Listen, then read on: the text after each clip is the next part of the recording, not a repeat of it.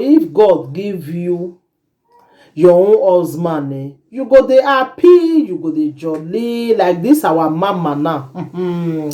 My darling people, my correct people, today matter na about one old woman wey dey 57 years come marry a man wey be say she even senior the man.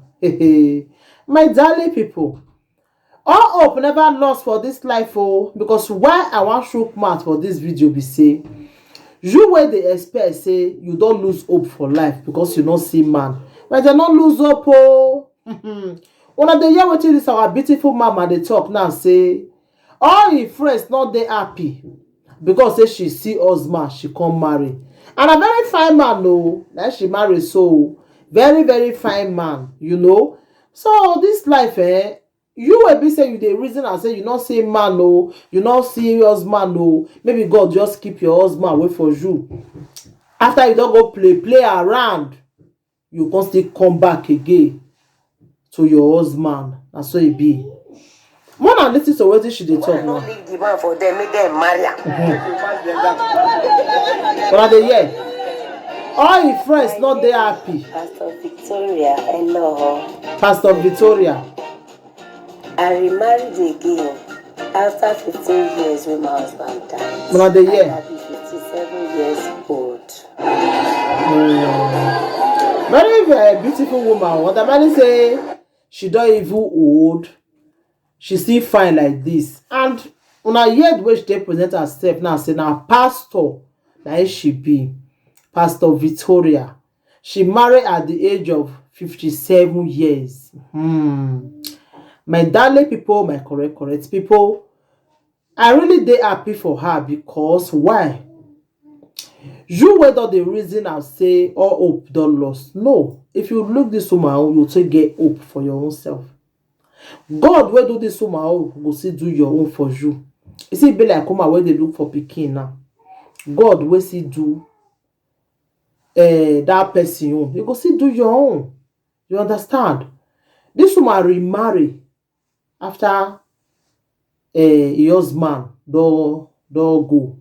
Now she can't remarry. So you know, as a pastor, you need to get husband by your side.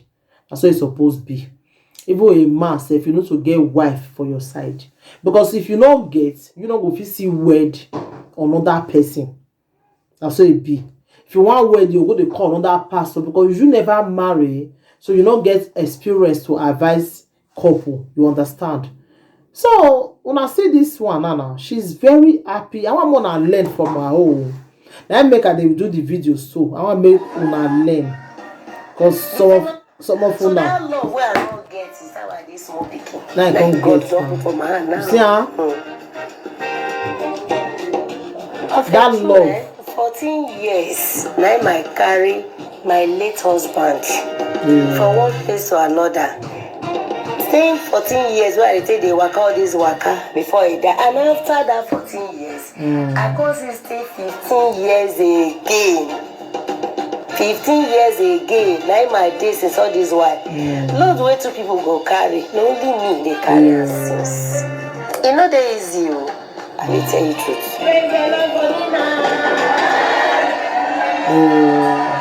I'm not remarried because of loneliness. Me, I just say now the will of God.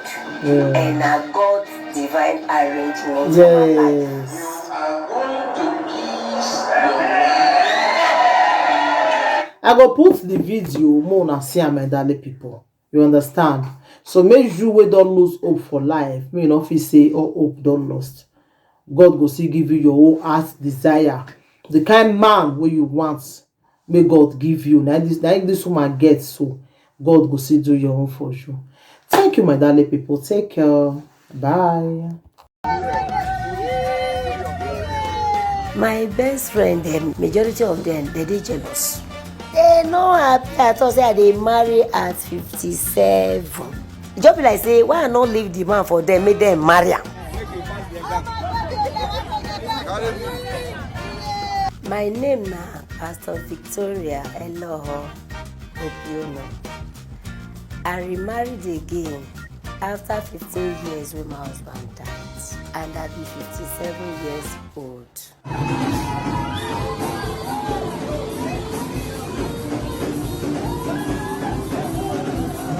See, make I not lie to you.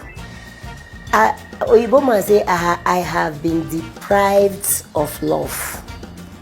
Love where I suppose get from my small pikin, I not get am.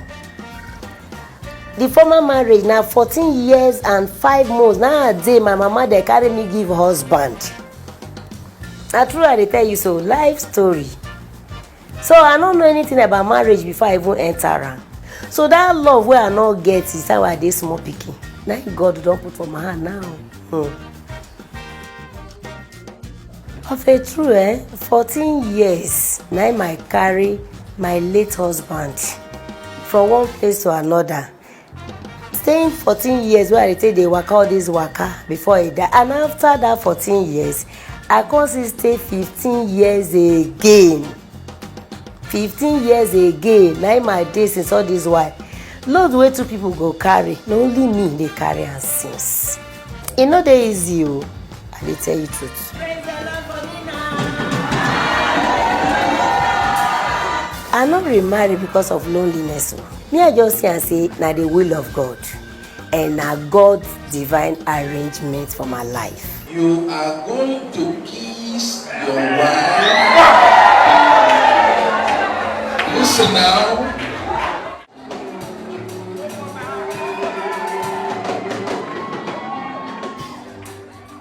I've not married before, but today is my first time of marriage like this. I dey happy so much. Say I dey marry at this time. I thank God. The thing where they see for people own where I go, really is a big experience I get today. And wetin I be dey expect when I dey see for other people own, I see for my own today. So myself I happy so much. Before I tell my children, e no really dey easy o.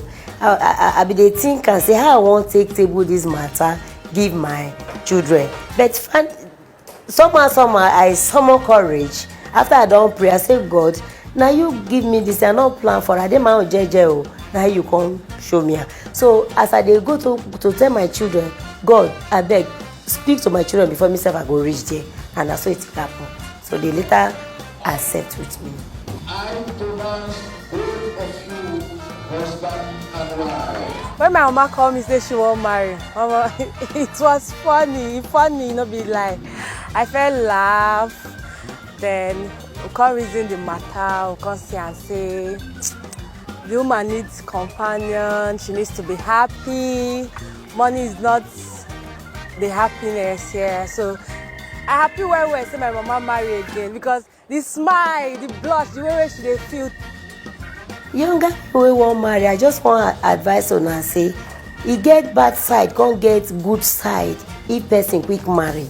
If money dey, you quick marry, go enjoy am. If money no dey, the suffer dey too much. Like me, I chop concrete, chop sand, chop concrete join am. E no easy.